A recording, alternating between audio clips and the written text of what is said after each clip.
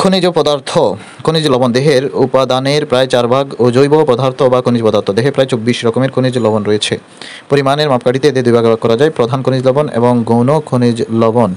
প্রধান খনিজ লবণ মধ্যে রয়েছে calcium, phosphorus, sodium, potassium, magnesium. গন্ধক দেহে উল্লেখযোগ্য পরিমাণে অবস্থান করে। গৌণ খনিজ লবণ হচ্ছে লৌহ, আয়োডিন, ক্লোরিন, জিঙ্ক, ম্যাঙ্গানিজ, তাম্র, কোবাল্ট ইত্যাদি দেহের সামান্য পরিমাণে থাকে। নিচের একটি তালিকার সাহায্যে বিভিন্ন খনিজের উৎস এবং প্রয়োজনীয়তা আলোচনা করা হলো। খনিজ লবণ খাদ্যের উৎস, প্রয়োজনীয়তা, অভাব এবং চাহিদা।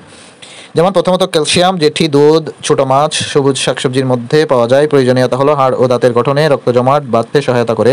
এর অভাবে ছোটদের রিকেটস, বয়স্কদের অস্টিওমালেশিয়া রোগ হয়। ফসফরাস। ফসফরাসের খাদ্যের উৎস হচ্ছে দুধ, ডিম, মাছ, মাংস। এর প্রয়োজন কারণ হাড় ও দাঁতের গঠনে ক্যালসিয়াম ও ফসফরাস সহায়তা করে। এর অভাবে বা ফসফরাসের আধিক্যে কিডনির রোগীদের রেশনের সমস্যা তৈরি হয়। লৌহ। লৌহের উৎস হচ্ছে মাংস, যকৃৎ, বৃক্ক ও হৃৎপিণ্ড, সবুজ শাকসবজি, কচু শাক। প্রয়োজনীয়তা হলো রক্তে হিমোগ্লোবিন তৈরিতে এবং জীবিত প্রাণীকোষের শ্বসনের জন্য অপরিহার্য। এর অভাবে রক্তস্বল্পতা বা অ্যানিমিয়া হয়। পটাশিয়াম বা কি?